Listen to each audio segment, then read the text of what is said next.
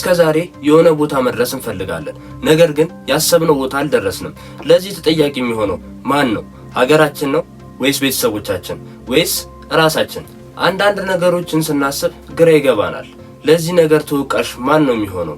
ራሳችን ከሆነን እነዚህን ነገሮች የግድ ማስተካከል ይኖርብናል። አንተ የምትለወጥበትን መንገድ እና የተሻለውን የምታይበትን መንገድ አሁን እጠቁምሃለሁ።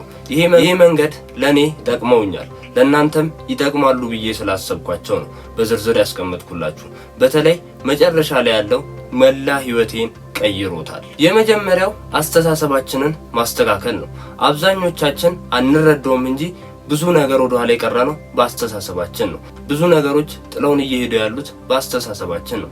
አስተሳሰባችንን ማስተካከል የምንችል ከሆነ አስተሳሰባችን ከመጥፎ አመለካከት ወደ ጥሩ አመለካከት ማምጣት የምንችል ከሆነ የተሻለ ቦታ ማንደርስበት ምንም ምክንያት የለም። አሁን ላይ ስኬታማ የሆኑ ሰዎች ስኬታማ የሆኑት አስተሳሰባቸውን በመጀመሪያ በመቀየራቸው ነው። ስኬታማም ላይሆኑ ይችሉ ነበር። ስለዚህ ሁሉም ነገር የሚፈበረከው ሁሉም ነገር የሚሰራው እዚህ ጭንቅላታችን ውስጥ ወይም አስተሳሰባችን ውስጥ ነው። አይነት አመለካከት ነው ያለን። አይሳካም እያለን የምናስብ ከሆነ ነገሮች ሁሉ አይሳኩም።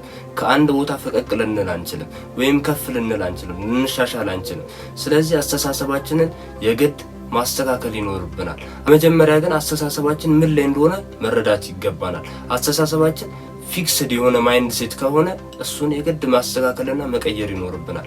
እሱን ማይንድ ሴታችንን ስንቀይር፣ እሱን አስተሳሰባችንን ስንቀይር የተሻለ እንኖራለን። ስንቀይረው ወደ ግሮስ ማይንድ ሴት ወይም ይሆናል፣ ይሳካል የሚል አመለካከት ፖዚቲቭ ወይም ቀናዊ አመለካከት ያለው ሰው መሆን ይገባናል። እንደዚህ አይነት አመለካከት በሚኖረን ጊዜ የተሻለ ማንነት እንደርሳለን። የተሻለ ማንነት ይኖርብናል። ለምሳሌ አረ እሱ አይሆንለትም፣ እሱ አይሳካለትም ሰው ላይ ራሱ ማለት የለብንም። እንኳን ለራሳችን ቀርቶ ለሰው ራሱ አረ እሱ አይሆንለትም፣ አረ እሱ አያውቅም ማለት የለብንም። ምክንያቱም የምንናገረው ነው የምንሆነው። አእምሯችን የምንናገረውና የምናደርገውን ነገር ነው ይዞ ማንነታችንን ሊቀርጽ የሚችለው። ስለዚህ ይህንን ነገር ማስተካከል ይኖርብናል። ስለዚህ አስተሳሰባችንን ለማስተካከል ደግሞ የሚጠቅሙን የተወሰኑ ነገሮች አሉ። እነሱም አንድ አካባቢያችንን ማስተካከል ነው።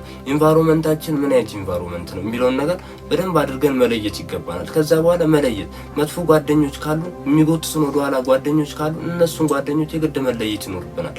እነሱን ጓደኞች ይዘን የተሻለ ማንነት ላናገኝ እንችላለን። የተሻለ ማንነት እንዲኖር ስኬታማ መሆን የምትፈልግ ከሆነ በቃ ኢንቫይሮንመንትን መቀየር አለብህ። ያለህበትን ኢንቫይሮንመንት ደግሞ ሲባል የግድ የምትኖርበት አካባቢ አይደለም። በስልክ ራሱ ኢንቫይሮንመንትን እየፈጠርክ ነው። ምን አይነት ነገሮችን ነው የምታየው በስልክ ላይ፣ ሶሻል ሚዲያ ላይ ምን አይነት ሰዎችን ነው የምትከተለው? ይሄ ራሱ ያንተን አመለካከት ለመቅረጽ ትልቅ ተጽዕኖ አለው። ስለዚህ ይህን ነገር ማስተካከል የግድ ይኖርብሃል፣ የግድ ይጠበቅብሃል። ሌላው ደግሞ በቻልከው አቅም ብታነብ የተሻለ ነው። አብዛኛው ስኬታማ ሰዎች አንባቢዎች ናቸው። እስካሁን ስኬታማ ነን ብለው ራሱ ማንበብ አላቆሙ።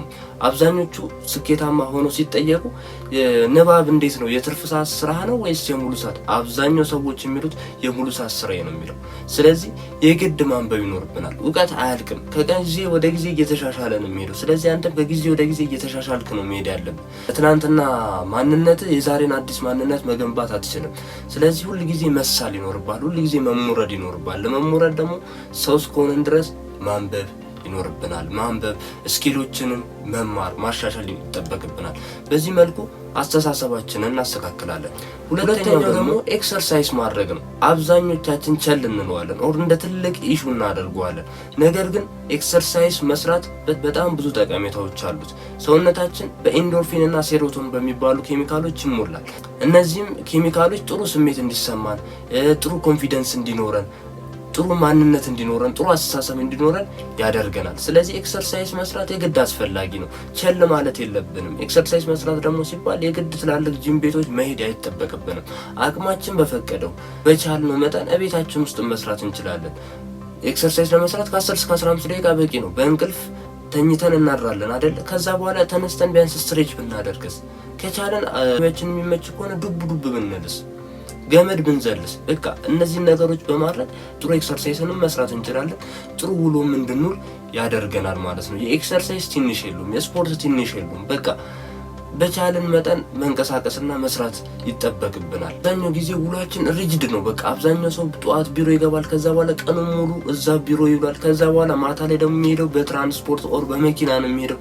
ከዛ በኋላ ምን ያደርጋል? ምንም አይነት እንቅስቃሴ የለውም። ላላስፈላጊ ውፍረት ይዳረጋል፣ ላላስፈላጊ በሽታ ይዳረጋል። ስለዚህ አቅማችን በፈቀደ መልኩ ስፖርት መስራት ይጠበቅብናል።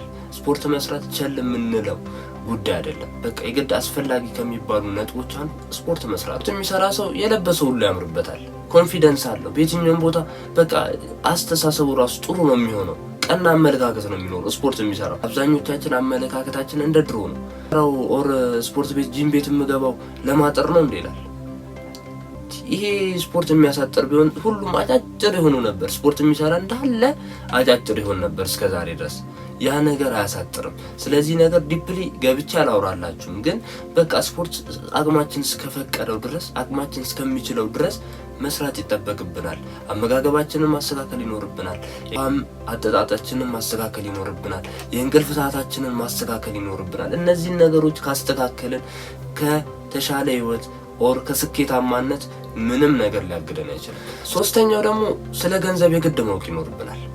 አብዛኞቻችን ስለ ገንዘብ የምናውቅ ይመስለናል እንጂ ስለ ገንዘብ አናውቅም። አብዛኞቻችን የወሩ መጀመሪያ ላይ ደሞዝ ኦር የሆነ ኢንካም ካገኘን በኋላ የወሩ መጨረሻ ላይ 5 ሳንቲም አይኖርም። ብር አገኘ የሚለው ነገር ሳይሆን ስንት ብር ካንተ ጋር ቆየ ነው። 10,000 ብር የሚያገኝ ሰው 1,000 ብር ዕዳ ኖሮበት ወሩን ቢያሳልፍ ይሄ ምንም ዩዝለስ ነው መሰላችሁ። ይህ የገንዘብ አያያዝ ሲስተም መረዳት ይኖርበታል።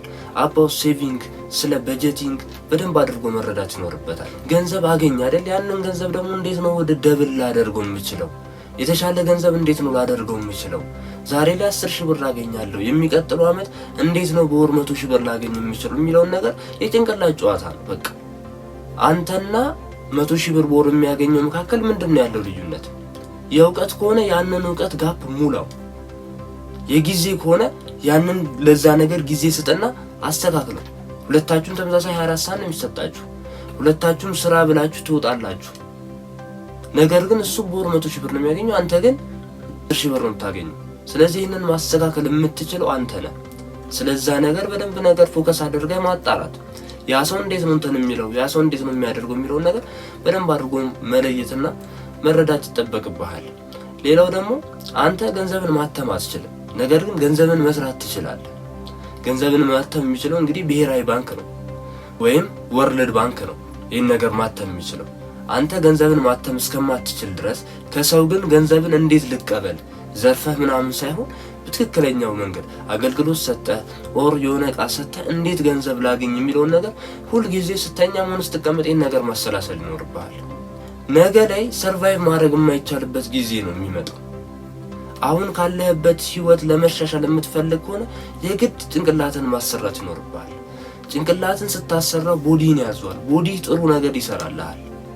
ስለዚህ መጀመሪያ አስተሳሰብን የሚያስቀድሙት ለዚህ ነው። አስተሳሰብን ካስቀደምክ፣ አስተሳሰብን ካስተካከል፣ ከዛ ኤክሰርሳይዝ ሰውነትህ ታዛዥ ይሆናል። ከዛ ሰውነት ታዛዥ ሲሆን ገንዘቡን ማግኘት ትችላለህ። ግን ከነሱ ሁሉ በላይ የበላያቸው አለ። እሱን ነገር ካስተካከልክ ነው እነዚህ ሶስቱ ነገሮች ሊሰሩ የሚችሉት።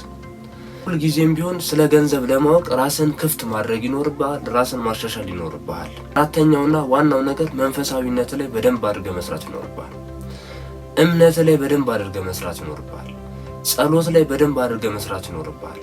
አብዛኛው ሰው ገንዘብ ሲል እምነቱን ይተዋል። አብዛኛው ሰው የሆነ ነገር ሲል ያን ነገር ይተዋል። ስለዚህ መጀመሪያ ማስቀደም ያለብህ እምነትህን፣ ሰላም የምታገኝበት ቦታ። የገንዘብ ጋጋታ ሰላምን ሊሰጥ አይችልም። ሺህ ጊዜ ገንዘብ ቢኖር ትክክለኛ ሰላም አታገኝም። ትክክለኛ ሰላም የምታገኘው አንተ በምታምንበት አምላክ ኦር የምታምንበት ቦታ ላይ ስትሄድ ነው። እውነትና የተረጋጋ የምትሆነው ሰው ገንዘብ ሲያገኝ ሀብታም ሲሆን ሰላሙን የሚያገኝ ይመስሏል። ነገር ግን ያለህን ነገር ነው የሚያባዛልህ ገንዘብ። አሁን ላይ ደንጋጣ ከሆንክ ነገ ላይ እጥፍ ደንጋጣ እንድትሆን ያደርጋል። አሁን ላይ ፈሪ ከሆንክ ገንዘብ ደግሞ ሲኖር የባሰ ፈሪ እንድትሆን ያደርጋል። አሁን ያለህን ነገር ያባዛልሃል እንጂ ምንም ነገር አይደለም። አሁን ላይ ደስተኛ ከሆንክ፣ አሁን ባለህ ነገር ደስተኛ ከሆንክ ነገ ላይም ገንዘብ ሲኖር ደስተኛ ነው የምትሆነው። አሁን መንፈሳዊነት ላይ ጠንካራ ከሆነ ገንዘብ ሲኖርም የባሰ ጠንካራ እንድትሆን ያደርጋል። ስለዚህ ሁሉ ጊዜ ማድረግ ያለብህ የሆነ ነገር ሳገኝ እንደዚህ ይሆናል ሳይሆን በቃ አሁን ባለህ ነገር ነው ታመሰግንበት ነው የተሻለ ነገር የምታገኘው። ዳዊት በእረኝነቱ ስለታመነ በንግስና ተሾመ። ባለው ነገር ስለታመነ አንተም ባለህ ነገር አመስግን። በምታገኘው ደሞዝ አመስግን። አንተ 10,000 ብር በወር ደሞዝ የምታገኝ ከሆነ በእሱ አመስግን። በወር 1,000 ብር የሚያገኛለና 100,000 ብር የሚያገኛለ በሱ ደግሞ እሱን አይተ ደግሞ አታማር። ሁልጊዜም ማመስገን ይኖርባል። ባለህ ታመን። ባለህ ነገር ስትታመን፣ ባለህ ነገር ስታመሰግን የተሻለ ነገር ታገኛለህ። ላለ ይጨምርለታል፣ ለሌለው ግን ያለውን ራሱ ይወረስበታል ነው የሚባለው። ስለዚህ ባለህ ነገር አመስግን። ባለህ ነገር ስታመሰግን የተሻለ ነገርን ታገኛለህ። ጸሎት አድርግ። ሌላ መንፈሳዊነትን የሚያጠናክር ጸሎት አድርግ።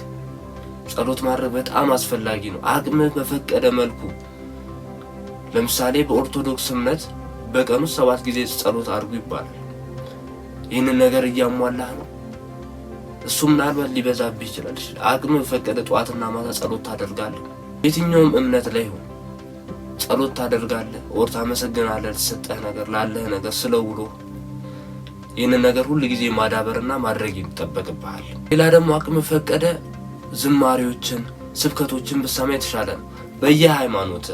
በየሃይማኖትህ ባለህበት እምነት ያሉትን ነገሮች ብትሰማ የተሻለ ነው።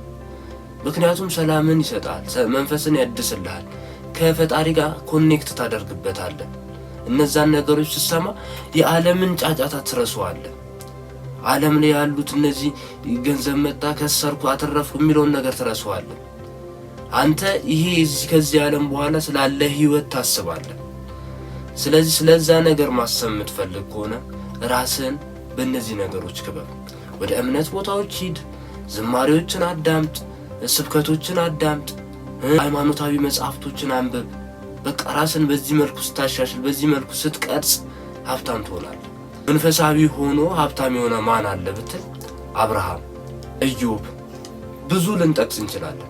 ስለዚህ አንተ ሃይማኖትህን ሄደህ ኦር የሆነን ሃይማኖትን እያስጠበቅ በትክክለኛው መንገድ ስኬታማ ማትሆንበት ሀብታም ማትሆንበት ምንም ምክንያት አይኖርም።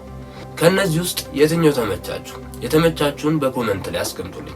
እንደዚህ አይነት ቪዲዮዎች ሁልጊዜ ማግኘት የምትፈልጉ ከሆነ ሰብስክራይብ በማድረግ ቤተሰብ መሆን ትችላላችሁ። በሚቀጥለው ጊዜ እስከምንገናኝ ድረስ ቸር ቆዩኝ። አመሰግናለሁ።